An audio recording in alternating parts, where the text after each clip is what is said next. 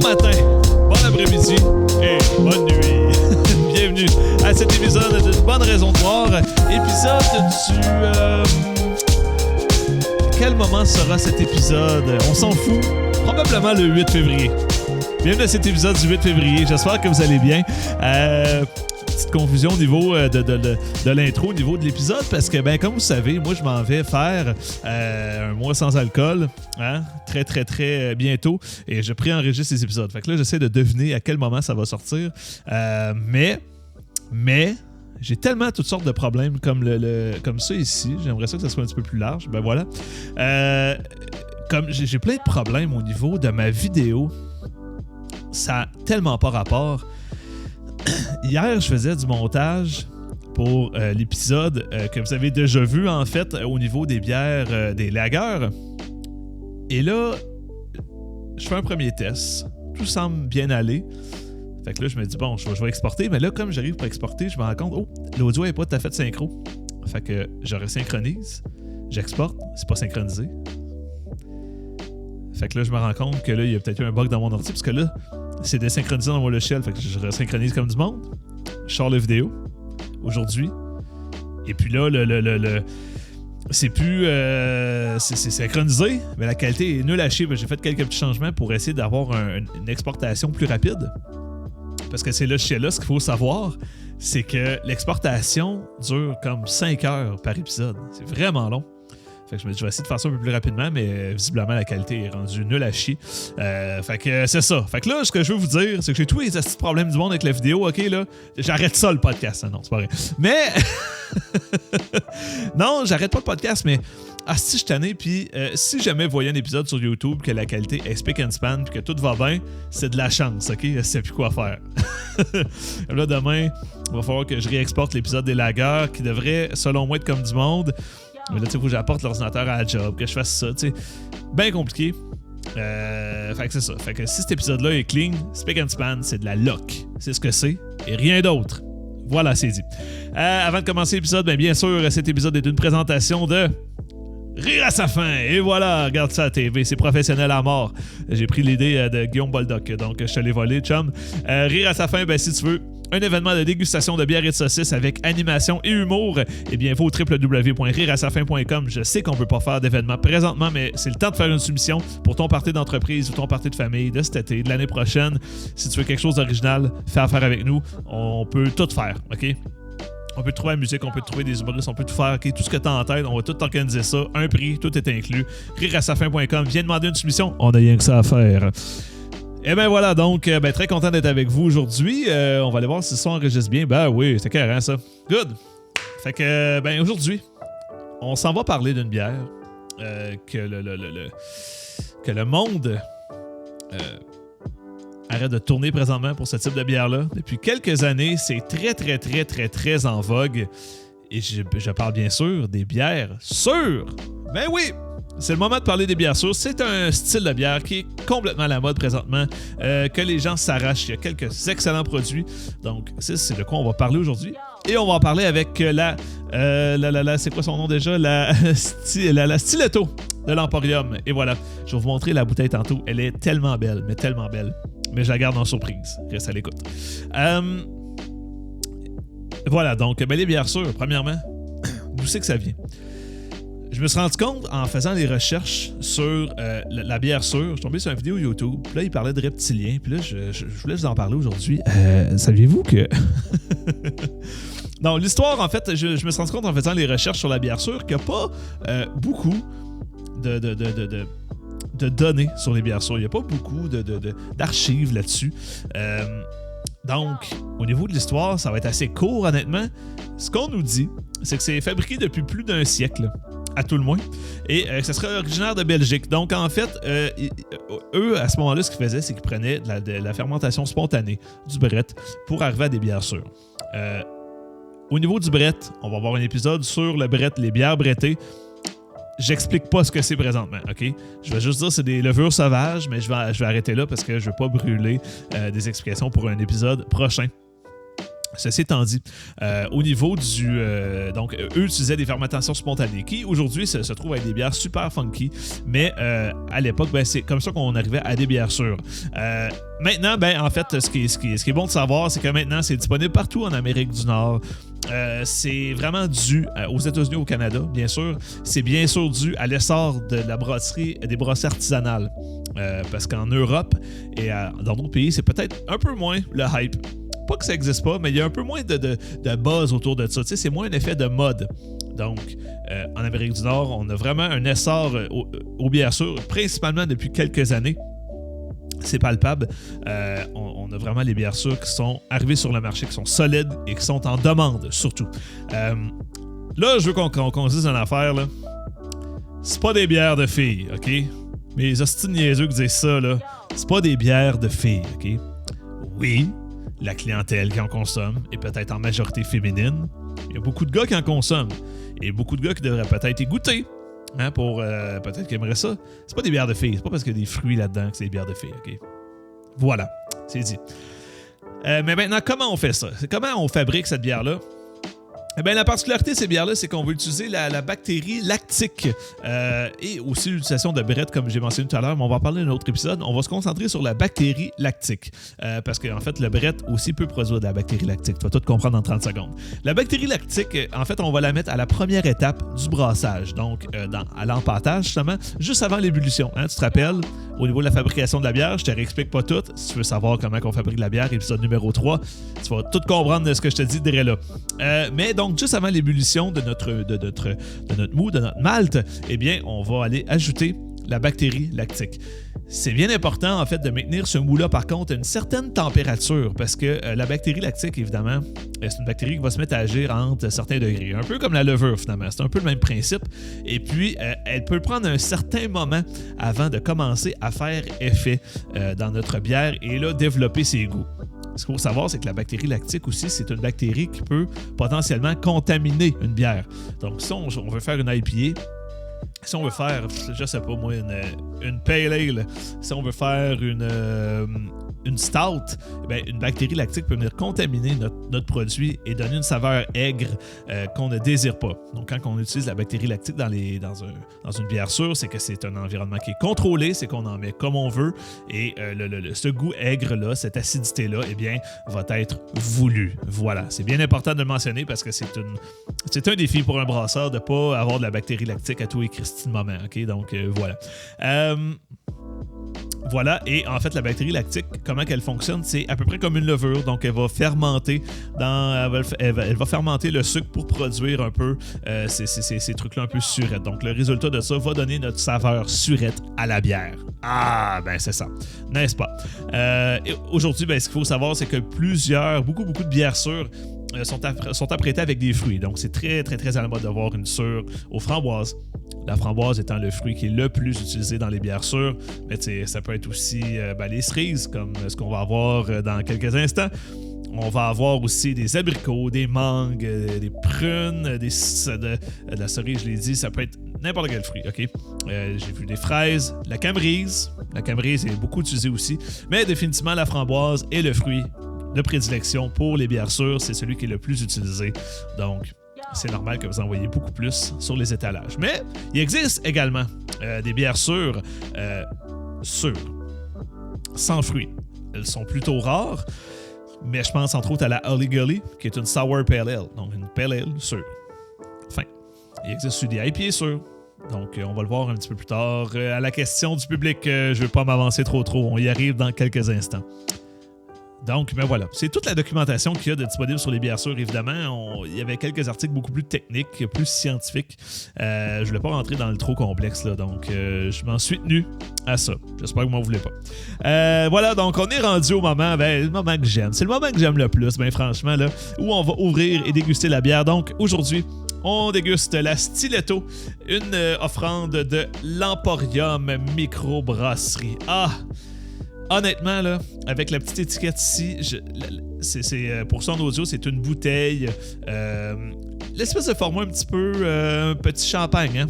Les formats 500 ml, un peu format champagne, mais en plus petit. Donc ici, on a 375 ml. Mais juste avec le logo sur la bouteille de l'Emporium, donc le logo doré sur fond noir finalement, avec une espèce d'étiquette entourée avec un élastique sur le haut, un peu comme dispensaire de bière font pour leur cruchon. Un peu le même principe, mais ça fait un peu raw, un peu comme industriel, usine. Ça fait très un peu aussi vieux, tu sais, ça fait un peu vieux, un peu rétro. Où tu sais, on fait juste mettre un papier, puis fuck l'espèce d'emballage surcoloré. J'adore ça, c'est simpliste, mais c'est vraiment efficace. Leurs produits qui sortent de même, c'est vraiment cool. Je souhaiterais en fait que tous leurs produits soient ça. Mais malheureusement, c'est un peu réaliste. En fait, c'est avec ces bouteilles-là qu'ils vont faire leur test, si on veut, tenter le marché, voir si ça peut fonctionner. D'ailleurs, la Grande Cremosa, dernièrement, était en bouteille comme ça. Ça s'est vendu comme des petits pains fucking chauds et sont maintenant rendus en canette. Donc en canette, voulant dire qu'on est parti pour des produits peut-être plus réguliers ou une plus grande distribution, à tout le moins. Mais quel beau format, j'adore ça. Et leurs canettes sont super belles aussi, très simplistes, mais très classe aussi, très hot.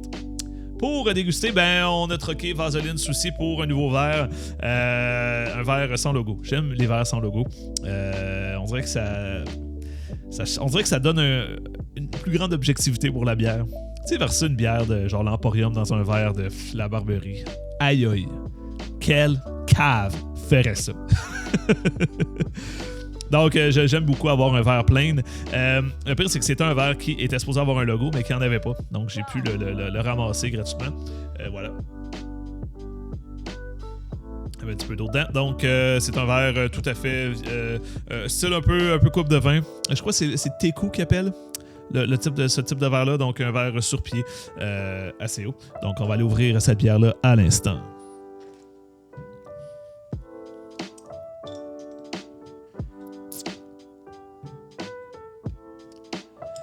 Excellent. Oh, que c'est rempli à ras-bord, mes amis. On pourra pas le voir à la caméra, mais il y a, pour vrai, là, ça. Entre le top et le liquide, on parle ici de mon Dieu, peut-être 2 mm at best, là. Mais oui, c'est très, très rempli. Alors, c'est 375 ml, probablement peut-être pas loin de 400, là. Donc, on va essayer de verser sans faire de dégâts. On va enlever l'étiquette, par contre. C'est ce qui peut être tannant avec cette bière, c'est qu'on a une étiquette qui peut goûter le produit et tout. Hein? Laisse-moi-en caler les étiquettes. Voilà. Donc, alors, en versant tout de suite, on voit un beau rose pâle au niveau de la robe. Très pâle. C'est très beau. Souvent, ces bières-là, c'est des bières. Les bières sûres aux fruits, souvent, évidemment, c'est des bières qui vont être assez colorées. Donc, vont être beaucoup rougeâtres. Parfois très jaunes, mais jaunes vraiment comme le fruit hein, qu'elle suppose représenter. Jaune-orange même, mais très souvent rosé. Et dans ce cas-ci, on a un beau rosé assez pâle. Très cute. À la caméra, ça paraît un petit peu plus foncé. Mais dans mon champ de vision à moi, c'est très pâlotte. Une belle grande mousse. C'est le fun, qui semble vouloir s'estomper assez rapidement. On la voit travailler présentement. Elle veut quitter le bateau assez vite. Bières sûres qui sont rarement des bières qui vont laisser beaucoup de mousse persistante, n'est-ce pas?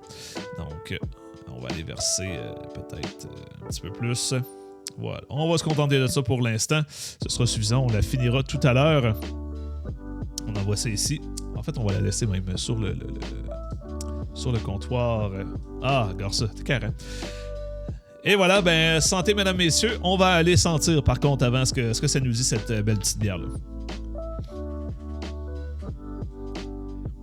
Alors, on sent bien la cerise, hein? Ce qui est le fun, c'est que je peux me permettre de lire le petit carton en même temps que je vous parle. Stiletto, et qui est une bière forte, considérée comme une bière forte à 5,8% d'alcool par volume. Le style, on nous dit que c'est une sûre aux cerises. Ben voilà, ça sent les cerises, j'étais pas fou. Les arômes, je savais déjà. Là. Les arômes, cerise, canneberge et épices. Épices probablement parce qu'on va avoir peut-être un petit côté un peu saison dans cette bière-là, un petit côté un peu belge. Très possible. Et les ingrédients, haute malte, blé, cerise et levure, voilà, 375 ml. Et une consigne de 2 piastres, hein, si t'achètes ça, c'est 2 piastres de consigne, mon chum. Rapporte ça à ton dep, man. C'est important. Je te ravertis. Donc, voilà, on va aller ressentir un petit peu. On sent bien le fruit. On sent bien aussi les bières sûres, ça goûte, ça sent la bière sûre. Il y a une senteur, une espèce de fraîcheur là-dedans qui peut effectivement faire penser à un peu une saison, une blanche belge. Bien sûr, dans les bières sûres aussi, il existe différents types. Hein. C'est sûr qu'on peut aller trouver toutes sortes de styles. Mais il va exister les bières sûres standards et aussi les Berliner Weiss. Berliner Weiss, en fait, c'est des blanches sûres. Donc, ils viennent de Berlin. C'est un type de blanche qui vient de Berlin, donc qui se veut sûre, finalement. Donc, quand on voit Berliner Weiss, c'est quoi la différence entre une Berliner Weiss et une sûre? C'est simplement que la Berliner Weiss est blanche, contient de la protéine, va être un petit peu plus ronde aussi, plus costaude un petit peu, en termes de rondeur et de présence en bouche. Mais sinon, c'est à peu près la seule chose parce qu'honnêtement, pour le reste, il y a beaucoup de similitudes entre ces bières. Donc, allons-y. Allons-y pour le goût. Donc, j'ai hâte de goûter. À tantôt.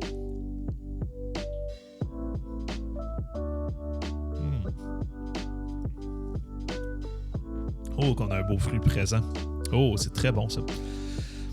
Faut dire que j'étais un ancien gars qui tripait pas pendant toutes ces bières sûres. Et à force de goûter celle de ma copine, à toutes les fois, à un moment donné, on finit par s'habituer et on finit par aimer ça. J'étais vraiment pas un fan de goût sûr à la base, tu sais. Mais franchement, un très beau produit ici.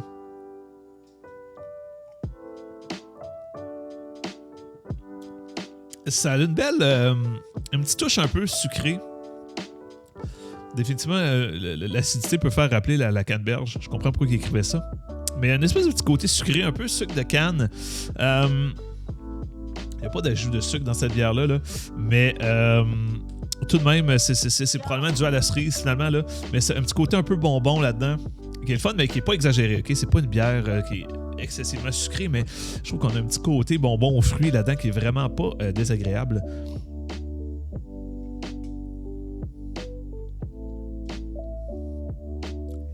Mais c'est très bon. Et c'est ce que j'aime des bières sûres, souvent qui sont à plus haut taux d'alcool, c'est que je trouve que ça donne vraiment un côté plus rond à ces bières-là. Souvent, elles sont très fraîches, très franches. C'est très, très, très, très mince. Et ça donne un petit peu plus de rondeur. Elle se présente en bouche quand même, mais elle se développe. En rentrant dans la bouche, tu sais, au début, elle s'enligne pour être super mince. Pour elle fait comme « Wow, hey, salut, je suis là, pareil. Là. Hein? Guys, goûtez-moi, sacrément. » Mais la cerise ressort super bien. C'est vraiment, vraiment le fun. Côté épice, je le goûte moins. Il est très, très subtil. Et on a une belle effervescence qui est juste. Qui est pas exagérée, mais qui est pas non plus... on n'a pas des grosses bulles de champagne, évidemment. Là. Et comme on disait, ben, la mousse, hein, c'est pratiquement tout évaporé. Donc, mais on s'y attend. Ben voilà. Donc... Hey, un fichu beau produit, par contre. De l'Emporium, encore une fois, là. Emporium, je vais laisser ça ici. L'Emporium avec qui on se trompe pas souvent. On se trompe pas souvent avec l'Emporium. Ils ont des excellents produits. Si vous êtes fan de New England IPA, ça vous prend l'Emporium dans votre frigo. C'est la brasserie probablement qui est le plus productive là-dedans. Donc, ils sont vraiment, vraiment efficaces. C'est vraiment hot. Pour une bière sûre, un beau 8 sur 10. Quel beau produit. Vraiment cool. Étant même pas fan de bière sûre moi-même, je peintrais ce produit-là. Sans doute. Sans aucun doute. Nice. Très beau produit. Félicitations à l'Emporium. Encore une fois. Ça score beaucoup. Parlons-en de l'Emporium. On va en parler d'Emporium. Ben, l'Emporium, c'est une brasserie qui est, ma foi, très récente dans la région de Québec. En fait, de ce que j'ai trouvé, encore une fois, pas beaucoup de littérature là-dessus, mais de ce que j'ai semblé trouver, c'est qu'en fait, une brasserie qui serait ouverte en fin novembre 2018. Très récent. Brasserie qui est de Charlebourg, en fait, qui ont pris l'ancien local de la Petite Grenouille. On va lui souhaiter que ça finisse mieux que la Petite Grenouille, hein, parce que la Petite Grenouille, ce qui est arrivé à Québec, pour ceux qui ne viennent pas de la région, ben, il y a... La Petite Grenouille est une chaîne qui est assez connue, mais celle de Charlebourg, qui était probablement la plus populaire de la province. À un certain moment, il y a eu un accident avec la machine qu'on donne un coup de poing. Il y a un gars qui s'est accroché dessus, je sais plus trop. La machine lui est tombée dessus et il en est mort pendant une soirée bien arrosée. Et évidemment, ça met un fret quand même, un asti de fret sa soirée. Mais j'ai l'impression que la Petite Grenouille s'est jamais remis de ça. C'est dommage, mais a cédé la place en Emporium qui, ma foi, est une bonne nouvelle en soi. Là. C'est malheur des uns fait le bonheur des autres, comme on dit. Mais l'Emporium, c'est pas seulement des excellentes bières, c'est un excellent brasseur qui a fait des belles collaborations d'entrée de jeu aussi. Je me rappelle, il y a 2 ans. D'ailleurs, l'Emporium, si tu m'écoutes, c'est un calice, là, tu vas me refaire la tripelle que tu as faite avec la Barberie.